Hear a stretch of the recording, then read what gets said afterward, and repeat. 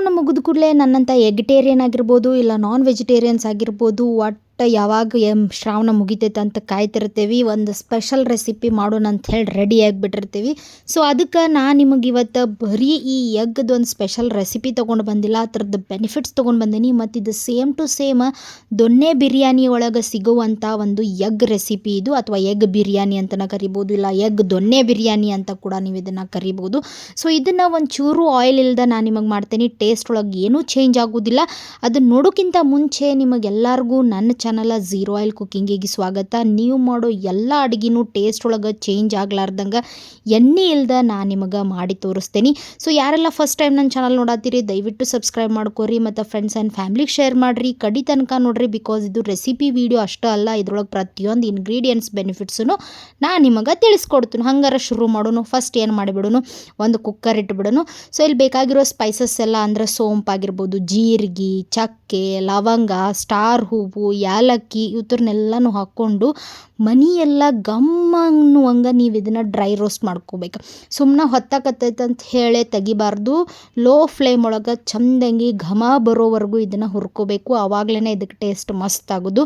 So ಘಮ ಬಂದ ಮೇಲೆ ಇದಕ್ಕೆ 2ರಿಂದ 3 ನೀವು ಪಲಾವ್ ಎಲೆನ ಇದಕ್ಕೆ ಹಾಕ್ಕೊಂಡು ಅವುಗಳನ್ನೂ ಚಂದಂಗಿ ಡ್ರೈ ರೋಸ್ಟ್ ಮಾಡ್ಕೋಬೇಕು. ಪಲಾವ್ ಎಲೆ ಫುಲ್ ಕುಟು ಕುಟು ಕುರು ಅನ್ನಬೇಕು. ಅದಾದಮೇಲೆ ಇಲ್ಲಿ ಶುಂಠಿ, ಬೆಳ್ಳುಳ್ಳಿ ಮತ್ತು ಕರಿಬೇವನ್ನ ನಾವು ಆ್ಯಡ್ ಮಾಡ್ಕೊಂಡು ಕರಿಬೇವು ಮತ್ತು ಶುಂಠಿ ಬೆಳ್ಳುಳ್ಳಿನ ಚಂದಂಗಿ ಹುರ್ಕೋಬೇಕು. ಶುಂಠಿ ಬೆಳ್ಳುಳ್ಳಿದು ಹಸಿ ವಾಸನೆ ಹೋಗೋವರೆಗೂ ಚಂದಂಗಿ ಅದನ್ನು ಡ್ರೈ ರೋಸ್ಟ್ ಮಾಡ್ಕೋಬೇಕು. ಇಲ್ಲಿ ಯಾವುದೇ ಕಾರಣಕ್ಕೂ ನಾನು ಎಣ್ಣೆ ತುಪ್ಪ ಏನೂ ಬಳಸತ್ತಿಲ್ಲ, ಅದರ ಟೇಸ್ಟ್ ಮಾತ್ರ ಸಖತ್ತಾಗಿರ್ತೈತಿ. ಸೊ ಇದಕ್ಕೆ ಒಂದು ಮೀಡಿಯಮ್ ಸೈಜ್ ಉದ್ದದ ಕಟ್ ಮಾಡ್ಕೊಂಡಿರೋವಂಥ ಒಂದು ಈರುಳ್ಳಿ ಮತ್ತು ಒಂದು ಟೊಮ್ಯಾಟೋನ ನಾನಿಲ್ಲಿ ಆ್ಯಡ್ ಮಾಡ್ಕೊಳತ್ತೀನಿ. ಸೊ ನೀವು ಈರುಳ್ಳಿ ತಿನ್ನಂಗಿಲ್ಲ ಅಂದರೆ ಸ್ಕಿಪ್ ಮಾಡ್ಬೋದು. ಆಲ್ಮೋಸ್ಟ್ ಎಗ್ ತಿಂತಾರಂದರೆ ಈರುಳ್ಳಿ ತಿಂತಿರ್ತೀರಿ. ಸೊ ಈರುಳ್ಳಿ ಸಾಫ್ಟ್ ಆಗೋವರೆಗೂ ಮತ್ತು ಟೊಮ್ಯಾಟೊ ಫುಲ್ ಸಾಫ್ಟ್ ಆಗೋವರೆಗೂ ಸ್ವಲ್ಪ ನೀರು ಹಾಕಿ ಬೇಯಿಸ್ಕೊಂಡು ಇದಕ್ಕೆ ನಾನು ಇಲ್ಲಿ ಏನು ಮಾಡತ್ತೇನಪ್ಪ ಅಂದ್ರೆ ಅರ್ಶಿಣದ ಪುಡಿನ ನಾನು ಇಲ್ಲಿ ಆ್ಯಡ್ ಮಾಡ್ಕೊಳತ್ತೀನಿ. ಸೊ ಅರ್ಶಿಣದ ಪುಡಿ ಹಸಿ ವಾಸನೆ ಹೋಗಿ ಈರುಳ್ಳಿ ಒಳಗೆ ಅರ್ಶಿಣದ ಪುಡಿ ಚಂದಂಗೆ ಮಿಕ್ಸ್ ಆಗೋವರೆಗೂ ಇದನ್ನು ಬೇಯಿಸ್ಕೊಂಡು ಒಂದು ಮೊಟ್ಟೆ ಅಂದರೆ ಹಸಿ ಮೊಟ್ಟೆನ ಜಸ್ಟ್ ವಿಕ್ಸ್ ಮಾಡಿ ಇಲ್ಲಿ ನಾನು ಅದನ್ನು ಹಾಕ್ಕೊಳತ್ತೀನಿ.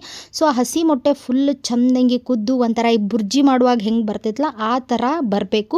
ಸೊ ಬಹಳ ಟೇಸ್ಟ್ ಅನ್ನಿಸ್ತೈತಿ. ಹಿಂಗೆ ಒಡೆದು ಹಾಕ್ಕೊಂಡಿರೋ ಎಗ್ಗದು ಒಂದು ಘಮನ ಇದಕ್ಕೆ ಮಸ್ತ್ ಅಂದ್ರೆ ಮಸ್ತ್ ಟೇಸ್ಟ್ ಕೊಡ್ತೈತಿ. ಸೊ ಇದೆಲ್ಲ ಹಸಿ ವಾಸನೆ ಹೋಗೋವರೆಗೂ ಬೇಯೋದ್ರಾಗ ನಾವು ಇದಕ್ಕೊಂದು ಮಸಾಲೆ ರೆಡಿ ಮಾಡ್ಕೊಂಡ್ಬಿಡೋನು. ಒಂದು ಮಿಕ್ಸರ್ ಜಾರ್ ಒಳಗೆ 1 ಕೈ ಹಿಡಿಯಷ್ಟು ಪುದೀನ, 1 ಕೈ ಹಿಡಿಯಷ್ಟು ಏನು ಮಾಡ್ಬೇಕಂದ್ರೆ ಕೊತ್ತಂಬರಿ ತೊಗೋಬೇಕು. ಎಷ್ಟು ಪುದೀನ ತೊಗೊಂಡಿರ್ತೀರಿ ಅಷ್ಟು ಕೊತ್ತಂಬರಿ ತೊಗೋಬೇಕು.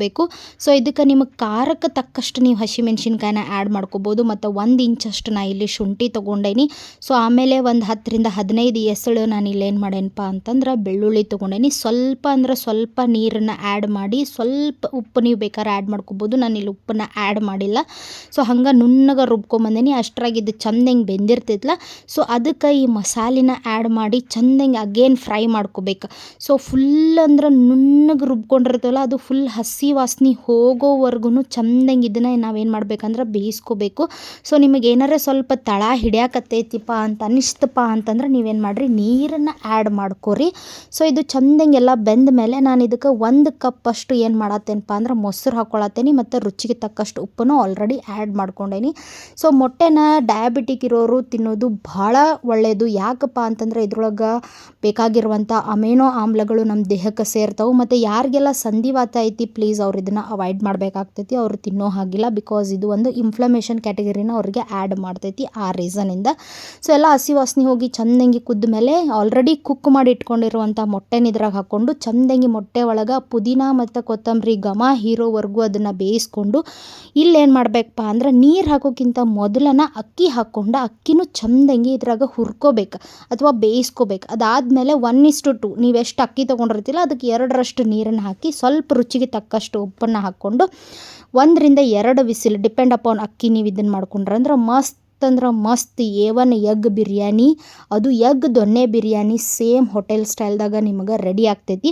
ಅಷ್ಟೇ ಅಲ್ದ ಮೊಟ್ಟೆ ಒಳಗೆ ವಿಟಮಿನ್ ಎ ಅಂಶ ಜಾಸ್ತಿ ಇರ್ತೈತಿ. 3 ಜಾಸ್ತಿ ಇರೋದ್ರಿಂದ ಇದನ್ನು ಮಕ್ಕಳಿಗೆ ಕೊಡೋದು ಬಹಳ ಇಂಪಾರ್ಟೆಂಟ್. ನಾವು ಇದನ್ನು ಮೊಸರಿನ ಜೊತೆ ತೊಗೊಂಡ್ವಿ, ನೀವು ಬೇಕಾದರೆ ಶೇರ್ವಾದು ಮಾಡ್ಕೊಂಡು ಗ್ರೇವಿ ಯೂಸ್ ಮಾಡಿಕೊಂಡು ತೊಗೋಬೋದು.